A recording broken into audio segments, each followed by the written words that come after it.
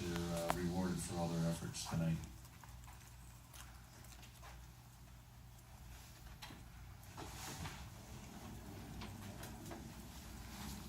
Gavin really cranked it up in the second period with very nice pucks. Was that just some of the last year and come up short and being in this game and wanting to seize the opportunity? What went into leading that? Well, definitely, but just pucks were bouncing on my stick, and obviously I couldn't do without any of my teammates. They were doing the work, and the pucks just laid there for me, and I was lucky enough to bear down and bury them. Gavin, I gotta ask, why do you guys bang your heads after you score a goal? Oh, I was afraid that question would come up. It's from a movie, and it's kind of a team movie. We love the movie, and The Wolf of Wall Street, and it's a scene in the movie, and we kind of done it all year, I guess. They tried to play that movie on the bus on one of our road trips down here this year, and after 2 minutes, I didn't turn it off. You got 2 minutes in though. Maybe not even. Thank you. We could just talk about your guys' run here over the past few weeks, and you guys were the number 4 seed for the section playoffs. Yeah, I mean, that's the way it fit this year. But I can tell you that I saw my players do things in the last 2 days that quite frankly I haven't seen them do all year. Stuff that we've been trying to teach them and reminding them of. We were playing our best hockey. Tonight and last night was our best hockey that we played all year. And I guess if there's a time to play your best, to be down here if you're fortunate to get here. So I can't be more happier than watching these guys do what was asked of them, to compete as hard as they did, and just feed off that internal passion and flame that they have for the game of hockey. Michael, what's it been like, I guess, all year playing on that line? No, it's just it's a great experience playing with those two guys. It's been a really fun year.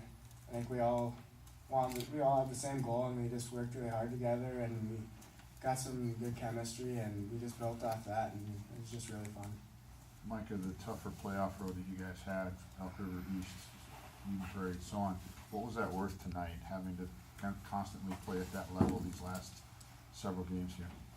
I think definitely it helped us. I think we're a little battle tested more than maybe some of the other teams, and I think we really came together as a group, especially coming into sections, and we upset Elk River and beat East. I think we just started getting tighter and tighter, and we really started to build on something. Michael, what is this, maybe as much as any community in the state or school in the state? I mean, Grand Rapids and high school hockey is just a special thing. What does this mean to your community to go back tomorrow with that state title? It's just amazing, all the fans that come to our home games and travel down here and travel to our away games, even when you're around the community and at the rink, not practicing, you hear guys, they're always talking about maybe when they were in a state tournament, or talking about the last time they've won a state tournament, and they're all just pulling for us, and it's just amazing that we pulled it off this year. Can you compare? Sorry, go ahead. Can you compare that to where you guys were late March, last April, with the different things that were happening, the soul searching, what it took to keep this thing on track and get it where it is today? Yeah, I think that definitely, once again, it kind of pulled us together. We know that we just had to regroup, and we all wanted the same goal. We all had the same thing in mind, and we just really worked towards that goal. Well, the last time you guys faced this team, February 11th, you lost 4-0. What adjustments did you guys make coming into today? I mean, this is uncharted territory for you guys into the championship game, so. Yes. Any one of y'all. Yeah.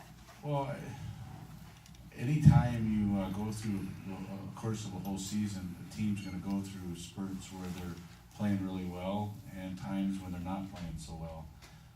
And I think without giving a whole bunch of excuses, which I'm not going to do, we were just in one of our kind of funks when Moorhead came through. We got what we deserved. They spanked us pretty good because they're a great hockey team. But I think our team from that moment until today has gone from here to here. And we took that time, that difficult week or two, and learned from it. And I give the guys a lot of credit to look themselves in the mirror and figure out exactly what each and every one of them had to do to change to get to where we are today. And I'm thankful we went through that difficult time because that propelled us to get to where we are right now. Gavin, your line was fairly quiet last night, so did that give you any motivation to get off to a big start tonight? Yeah, I mean, kind of. Obviously, we couldn't do without, obviously last night our second line and third line stepped up huge, which was big. We needed it, in order to be in this game, and we knew we had to do something tonight, and we were able to do our job. So everyone was. So that's why we came on top. It seems like you guys always play the same way, but sometimes the puck goes in almost magically, and other times you gotta really struggle. And in those times, the other lines do come up and make plays for you, but it's kinda, when it starts to roll, you just kinda ride it, right? Yeah, we just get, there's times when there's kind of such thing as puck luck, obviously sometimes puck's going in for you, sometimes it's not, and you just gotta keep battling, keep being persistent. We've talked about all year being persistent and keep banging away, and sometimes puck goes in, sometimes it doesn't, and when it doesn't, hopefully you can have second line, third line step up for you, which was big last night. John, what does it mean community-wise? I was talking to some coaches this morning about this game and getting to get their thoughts, and they said it's very important that the torch in Greater Minnesota hockey doesn't go out. And it was important for whoever's going to win tonight. And, from your perspective, from Grand Rapids' perspective, what does this mean first time since 1980? I mean, it's a pretty big accomplishment to our community. I mean, it's been 37 years since the last time we hoisted a championship banner in the IRA, and I think we had a big love and support from our community, and I mean, they helped us out a lot, and I mean, we couldn't have done without them, and we had a great group of guys to step up and become a family and have the heart and drive to accomplish our goal at the end of the year. It was a big win overall.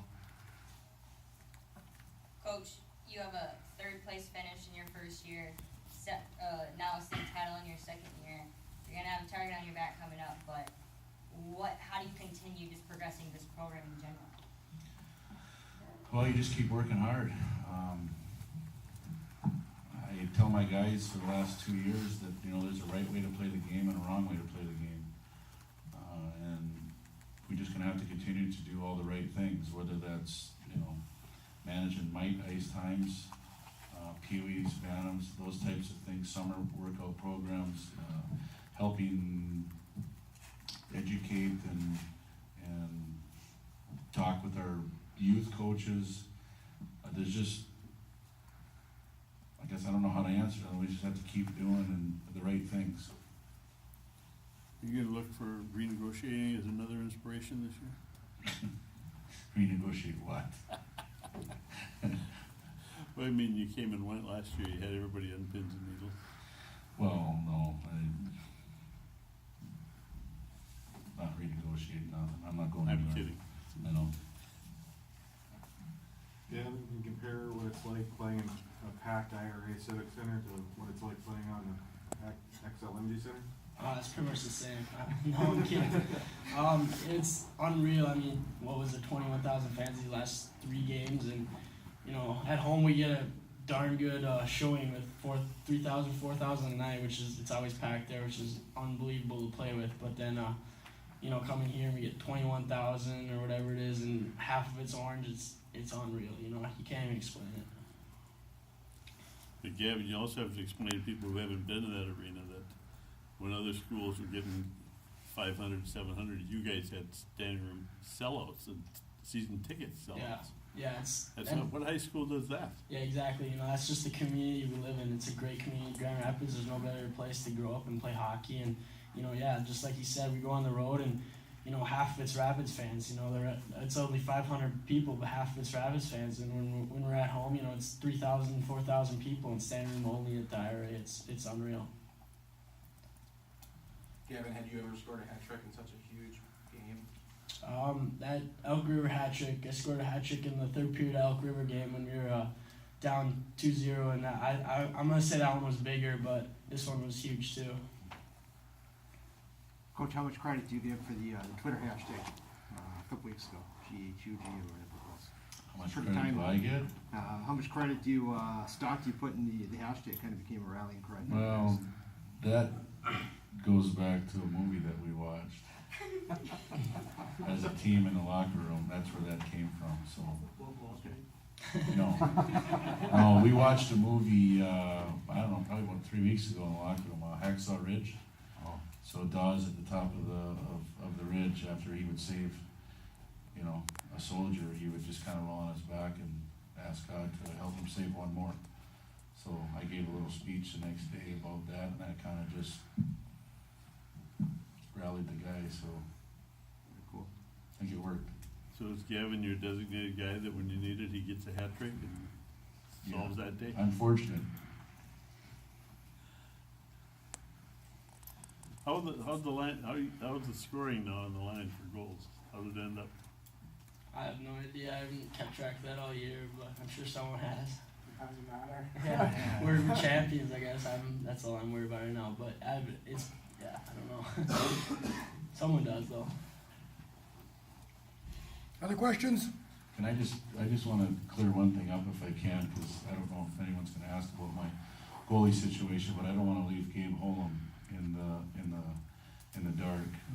Just so everybody knows, I rotated goalies all year. So Gabe played against Andover, and then Zach played against Elk River. But in the Andover game, Gabe tweaked the muscle in his body. So when it came time for the Duluth East game, Gabe wasn't injured to the point where he couldn't practice, but he wasn't 100%. So I had to make a tough decision at that point who to go with, and I chose Zach. And Gabe was cleared, ready to play this weekend, but Zach had rolled off 3 wins, and I just kind of rode him. So Zach's going to get a lot of praise for his play this weekend, and he deserves it. But Gabe was here last year, and he did the same thing. And I just want everybody to know that he was injured, and it wasn't me being smart or bright or anything like that. It was kind of the position I was put in. But he was as big to this team and our victory this weekend as anybody. Speaking of great coaching moves, during the regionals, I was telling you I was charting your line changes because you were mixing everybody up, and